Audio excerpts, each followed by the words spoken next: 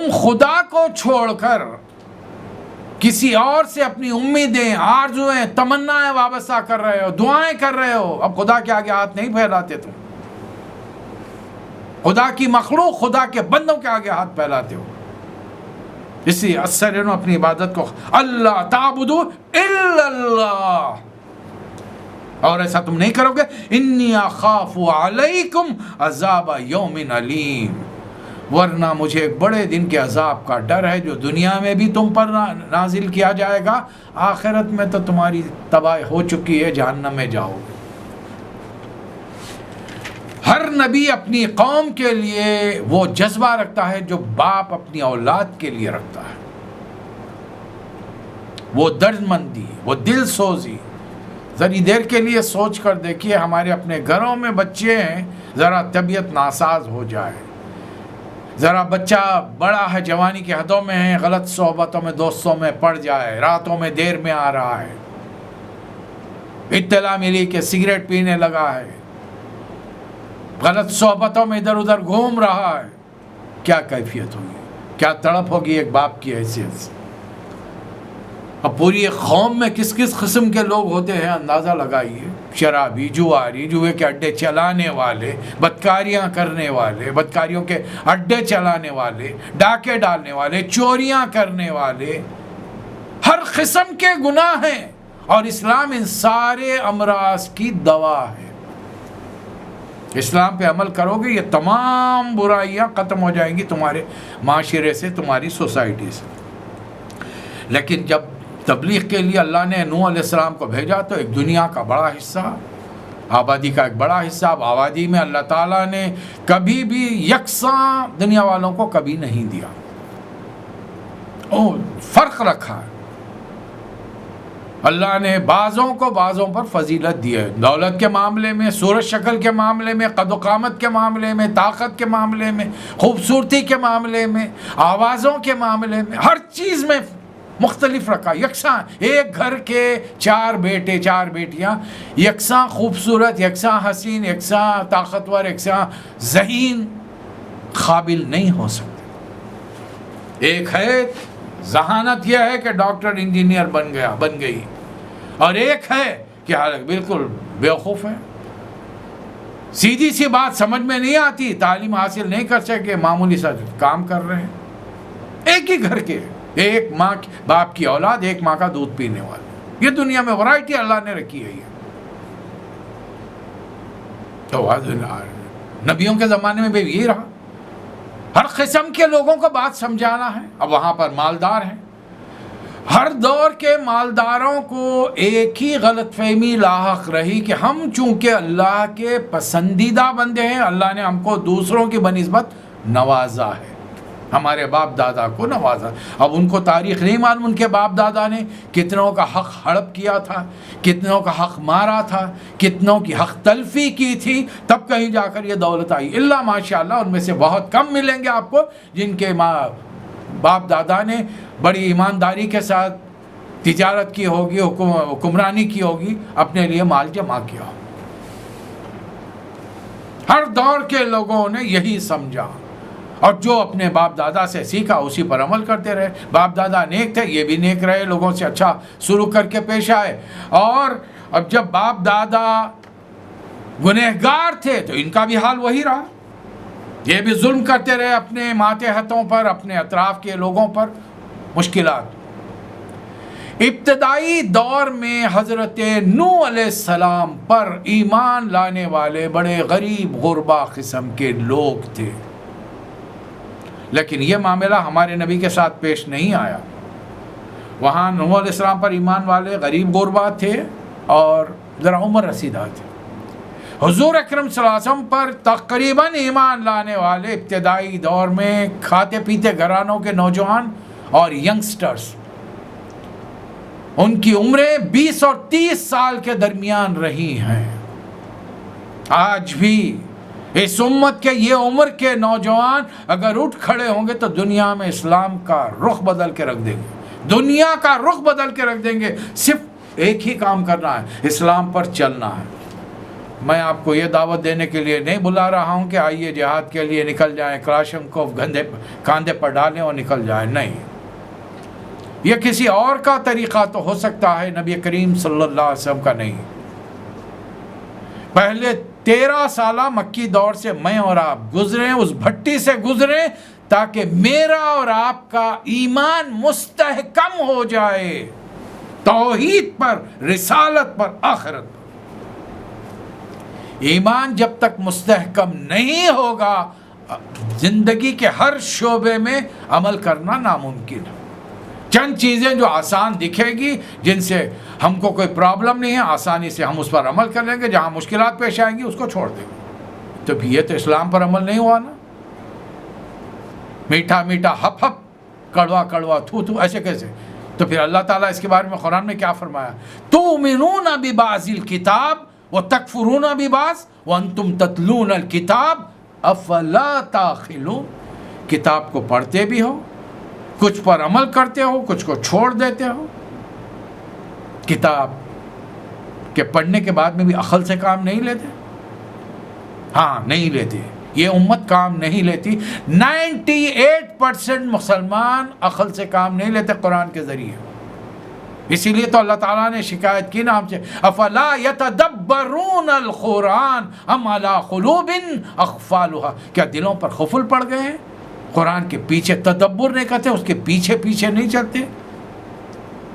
میں نے تم کو ہدایت کی کتاب گھروں میں پہنچا دی، اس سے بڑھ کر تم پر اللہ کا کرم اور کیا ہو سکتا ہے؟ اور قرآن میں سیرت چھپی ہوئی ہے. یہ بتانا چاہ رہا ہوں میں آپ کہ نبی صلی اللہ علیہ وسلم سے پہلے دنیا میں کیسی کیسی برائیاں شیطانی وسوسوں سے، نفسانی خواہشات سے، دنیا کی رنگینیوں کے سبب پھیل چکی تھی. اور رسول اللہ صلی اللہ علیہ وسلم کے آنے تک یہ پورے اپنے عروج پر پہنچ جائیں گی، بلکہ آپ کے بعد کے دور میں اپنے پیک اوور پر پہنچ جائیں گی. اور ان تمام چیزوں کو کنٹرول میں کرنے کا ایک ہی ذریعہ اور طریقہ ہے، وہ ہے اسلام.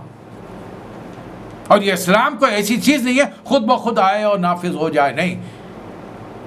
نام لیوا جو اسلام کے ہیں میں اور آپ، اس پر عمل کرنا ہوگا، ایک ایک چیز پر. اللہ کے حکم کو، نبی کریم صلی اللہ علیہ وسلم کی سنتوں کو دانتوں سے پکڑنا پڑے. اب نوح علیہ السلام سمجھا رہے، ان کے قوم کے جتنے مالدار ہیں صاف صاف کہہ رہے ہیں، فقال الملأ الذين كفروا من قومه ما نراك الا بشرا مثلنا. بڑے بڑے سردار کہہ رہے کہ اے نوح تم کیا ہو بھائی علیہ السلام، ہم جیسے بشر ہو، تم کو بڑا مان لیں؟ تم تو اپنے قبیلے کے سردار بھی نہیں ہو بھائی. نہ مال ہے، نہ دولت ہے، نہ جائیداد ہے، نہ نوکروں غلاموں کا جتھا ہے، تمہارے پاس تو کچھ بھی نہیں ہے. اور دوسری چیز، تمہاری باتیں سن کر جو لوگ ایمان لائے ہیں، وما نراک اتبعک الا الذین هم اراذلنا بادی الرأی. ذلیل کمزور قسم کے لوگ تم پر ایمان لائے ہیں، ہم کیسے لائیں گے؟ اگر اللہ کو ہدایت بھیجنی ہوتی، معاشرے کے بڑے بڑے لوگ ہیں، سمجھدار ہیں، کما رہے ہیں، کھا رہے ہیں، دنیا پر راج کر رہے ہیں، ہمارے پاس تعلیم نہیں ہے یہ اللہ کی، جبکہ اللہ ہم پر مہربان ہے، تمہارے پاس آ گئی. اور ایمان تم پر کون لوگ لائے ہیں؟ ارذل لوگ، معمولی سے لوگ. حد یہ ہے کہ بیوی گھر میں ایمان نہیں لائی، بیٹا ایمان نہیں لائی. نوح علیہ السلام، آپ کیا سمجھتے ہیں؟ میں اور آپ تبلیغ کریں گے تو گھر والے ایمان لا لیں گے؟ یہاں باپ تبلیغ کرا، بیٹا ایمان نہیں لایا. ابراہیم علیہ السلام کے دور میں جائیں گے تو بیٹا تبلیغ کرے گا، باپ ایمان لایا. عقیدہ ایک ایسی چیز ہے جس کے بارے میں سارے رشتے دھرے کے دھرے رہ جاتے ہیں. اور آج کی مسلمانوں کی ہماری بدقسمتی ہے کہ مسلمانوں میں سے کچھ لوگ ایسے ہیں جو رسول اللہ صلی اللہ علیہ وسلم کو خاتم النبی نہ مان کر رسول اللہ صلی اللہ علیہ وسلم کے غلام کو اپنا نبی تسلیم کرنے کے لیے آمادہ ہو چکے ہیں، صرف مال کی وجہ سے، تھوڑی دنیا کمانے کے لیے، اور کچھ نہیں. یا تو خوبصورت لڑکیاں ہیں، یا ان کو نوکریاں اور مال مل رہا ہے، ورنہ اس لیے کہ یہ عقیدہ ایجاد کرنے والوں کو اللہ نے دولت سے نوازا ہے، اور یہ امت مسلمہ کے نوجوانوں کو یوں گمراہ کر رہے ہیں. اب جنہیں دنیا چاہیے، اگر اللہ چاہا تو ہو سکتا ہے تھوڑے مزے ملیں گے، تھوڑے مزے ملیں گے. ایسا بھی نہیں ہے کہ تمہارے ایک نوجوان سے وہ 15-20 عورتوں کی لڑکیوں کی شادیاں کر دے. ایسا بھی نہیں ہے کہ تم کو کروڑ پتی ارب پتی بنا دے. ایک لمٹ میں ہی ملے گا تمہیں.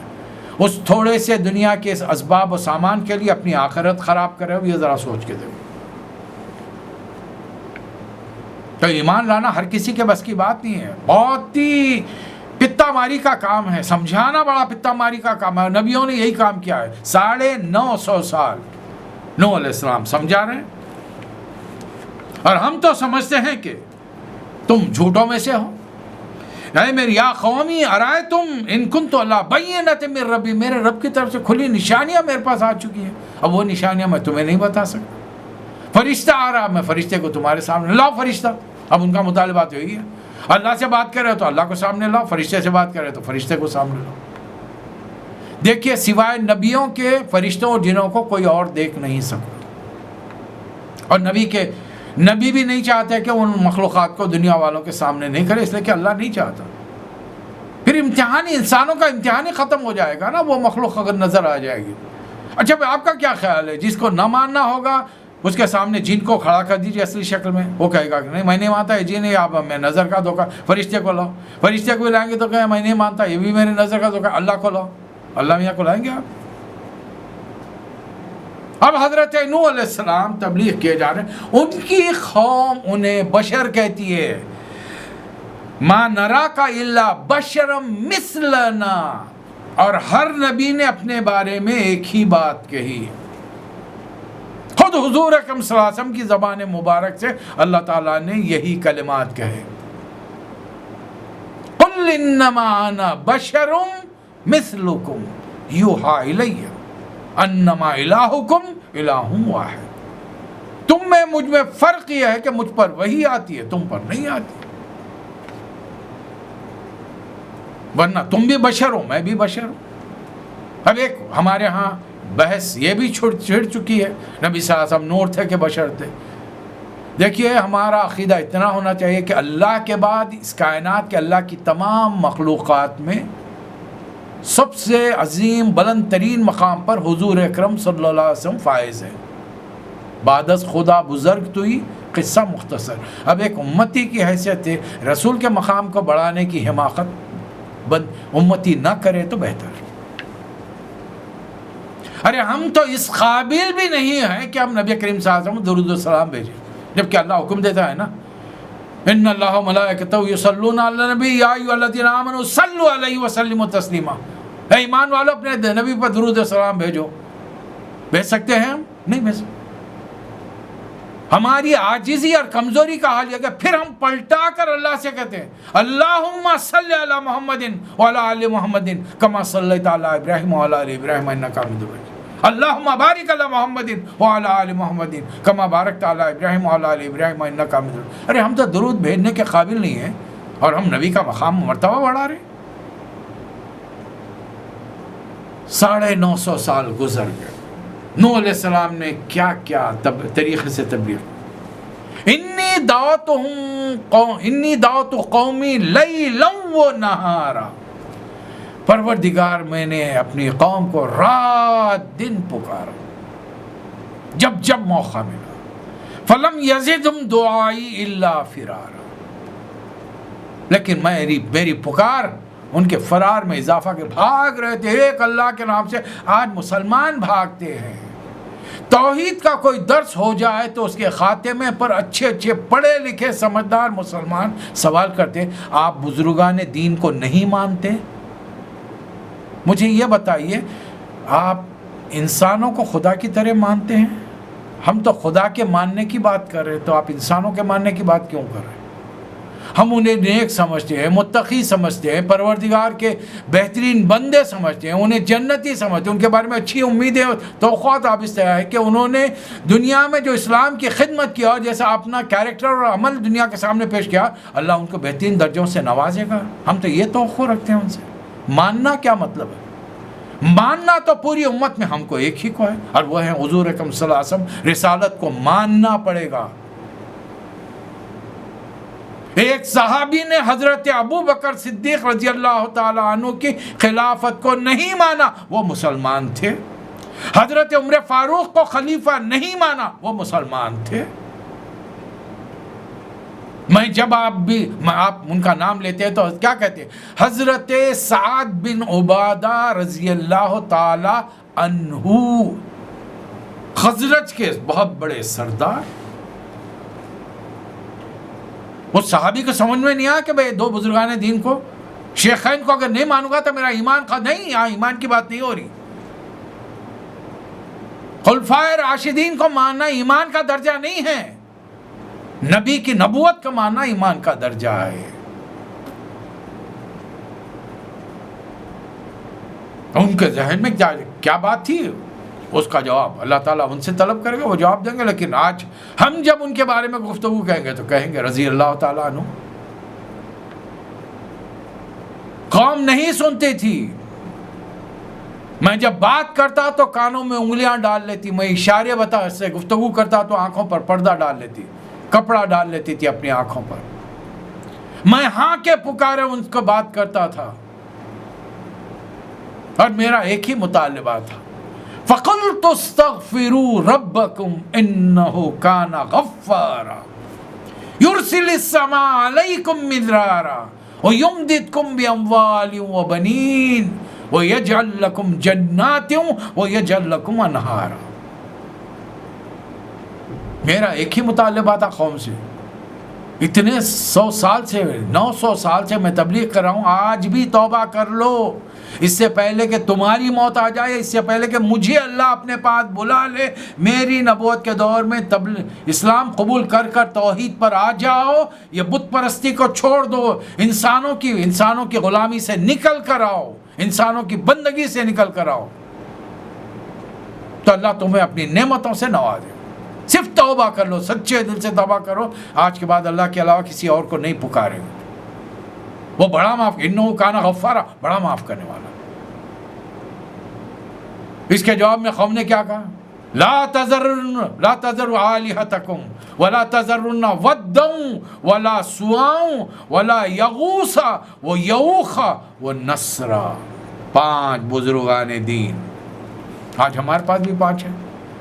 اہل سنت الجماعت کے 5، نبی کریم صلی اللہ علیہ وسلم، حضرت ابوبکر، حضرت عمر، حضرت عثمان، حضرت علی.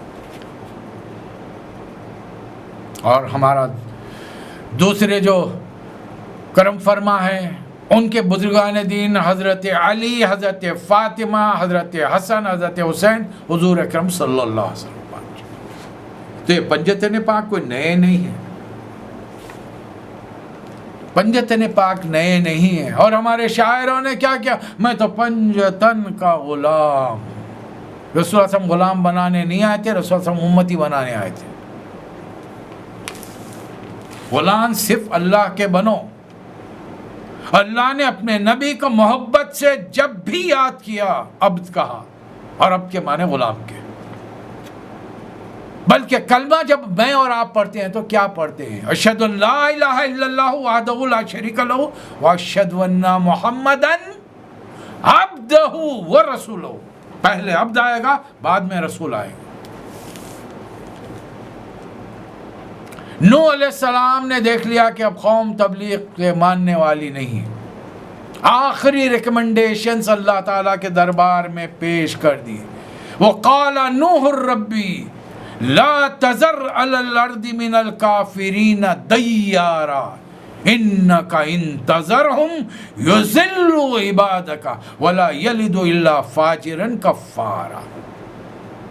اے اللہ بس اب تیرا فیصلہ آ جائے، ہو چکی میری تبلیغ، اور ان کافروں میں سے ایک کو بھی جیتا مت چھوڑے گا تو اس کی جو نسلیں آئیں گی وہ بھی فسق و فجور میں ہی آنکھ کھولے گی، وہ مسلمان نہیں بنے. اللہ کا حکم آ گیا، فائنل ریکمنڈیشن اللہ کو مل گئے. اللہ نے حکم دیا یا نوح اصنع الفلک، ایک کشتی تیار کرو.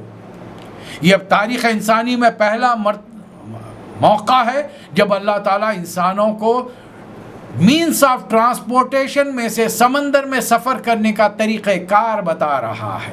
ابھی تک کے لوگ ایک علاقے میں ایک بڑے زمین کے خطے میں رہتے ہیں، واللہ عالم کہاں رہتے تھے.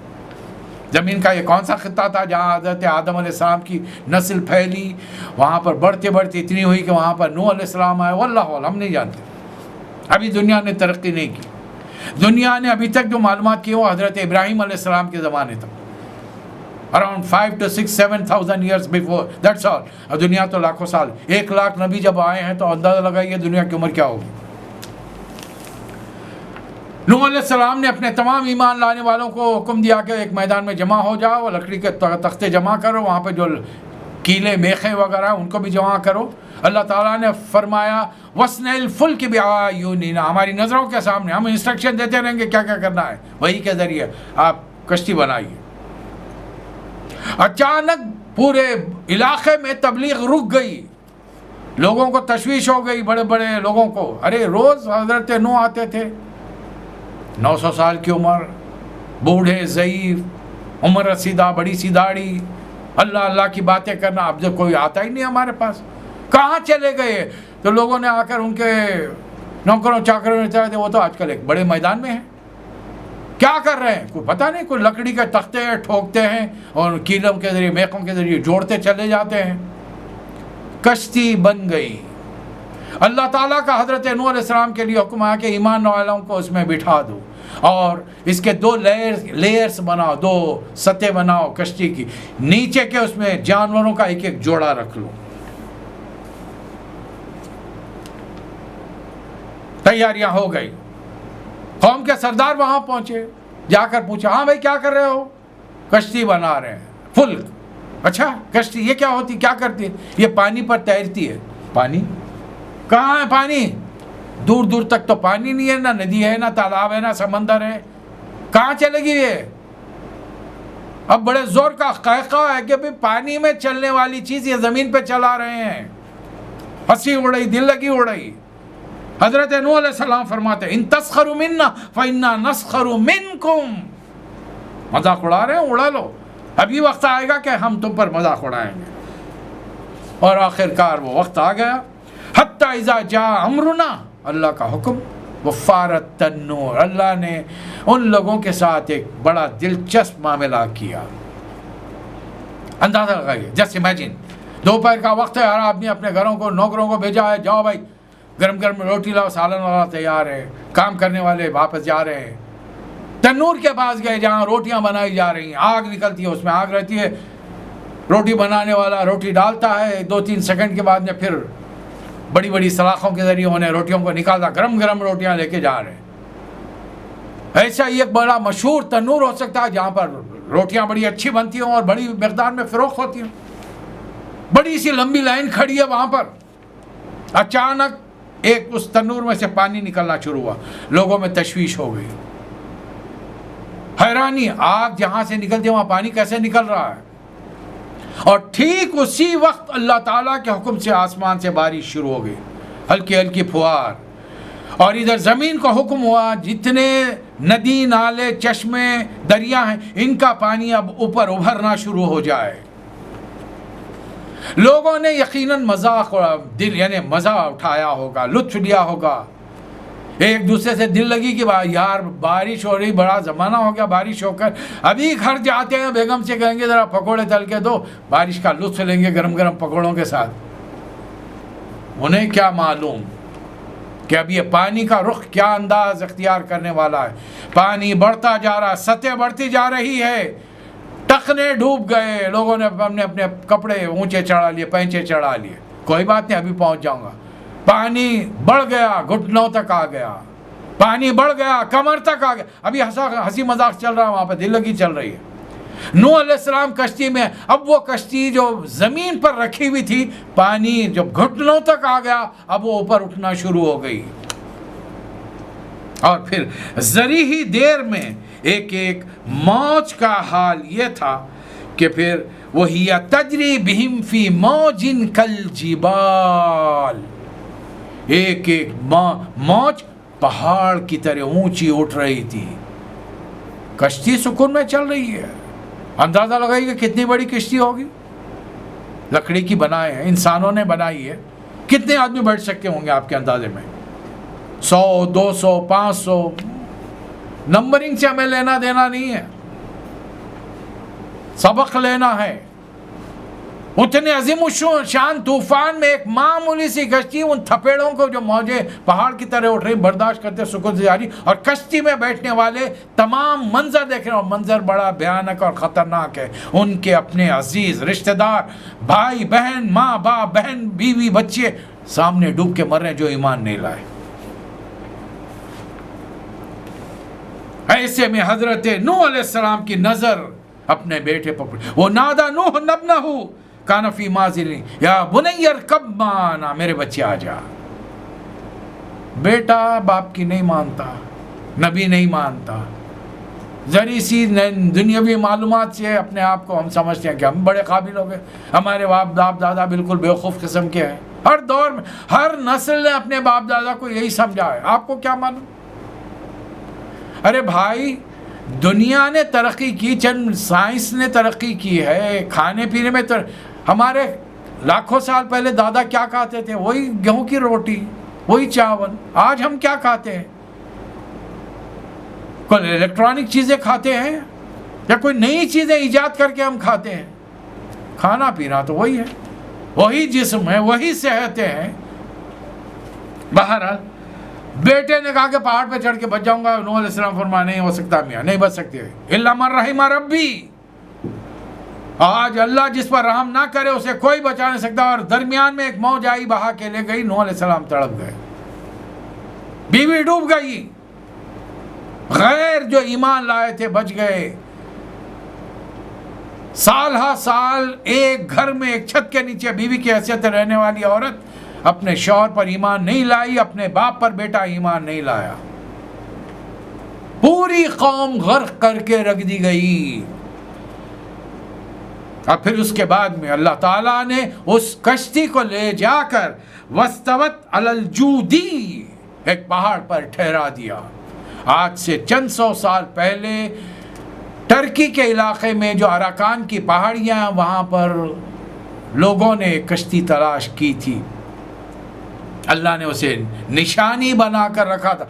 बड़ा मसला क्या है, ये जितनी तहक़ीक़ात हो रही हैं वो गैर मुस्लिम कर रहे हैं, और गैर मुस्लिम क्यों ऐसी चीज़ें साबित करेंगे लाकर जिससे कुरान की तस्दीक होती हो, वो तो डिनाई करने की कोशिश करेंगे। बहरहाल फ़िरौन की लाश भी मिल चुकी है, कश्ती भी मिल चुकी है। अल्लाह ने हुक्म दिया, ऐ नूह या नूह बित बिस्सलामन, ऐ नूह अल्लाह बिस्सलाम मिन्ना व बरकातिन अलैका वाला उम्मम मिम्मा, आप और आपके साथ जो कुछ है अब यहाँ पर उतर जाइए। पूरी कौम को गर्क करने के बाद अल्लाह ताला ने पानी को हुक्म दिया, आसमान का पानी लौट गया, ज़मीन का पानी तहों में उतर गया। अब कौम यहाँ पर रहने लगी। बड़े लंबे अरसे तक ये तौहीद पर यकीनन कायम रहे होंगे कि इनमें से बेशतर लोगों ने अपने बापों को, माँओं को, बेटों को, बीवियों को, अजीज़ों को, जिगरी दोस्तों को डूब के मरते हुए देखा होगा। हैबत, खौफ, बड़े लंबे अरसे तक दुनिया तौहीद पर कायम। फिर एक वक्त आया होगा, आबादी उस इलाके में बढ़ गई।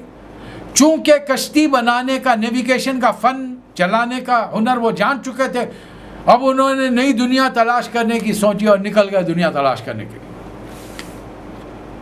नूह अलैहिस्सलाम से लेकर हज़रत इब्राहीम अलैहिस्सलाम तक 1 लाख से ज़्यादा अंबिया आए हैं, और इसलिए आए हैं कि दुनिया के कोने कोने में इंसान जाकर आबाद हो गया, और फिर शैतान ने उसको उस इलाके में तौहीद से हटाकर फिर से शैतानियत पर आमादा किया। वो बुराइयों में मुलव्वस हुए।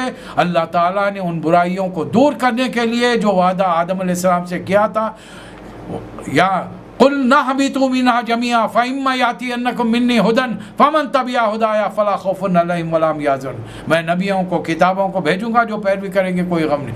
अल्लाह ने वादा पूरा किया, तमाम नबियों के एक के बाद दीगरे भेजा, और सारी दुनिया में नबी आकर चले गए। अब इसके बाद हज़रत नूह अलैहिस्सलाम के बाद अल्लाह ने जिस अज़ीमुश्शान पैगम्बर को कुरान मजीद में हमारे लिए नसीहत के तौर पे भेजा है, वो हज़रत इब्राहीम अलैहिस्सलातु वस्सलाम। इंशाअल्लाह अगले सेशन में हज़रत इब्राहीम अलैहिस्सलाम के मुख्तसर वाक़यात قرآن اور حدیث کی روشنی میں پیش کیے جائیں گے۔ اللہ تعالیٰ مجھے اور آپ کو توفیق عطا فرمائے۔ آئیے دعا کرتے ہیں کہ آج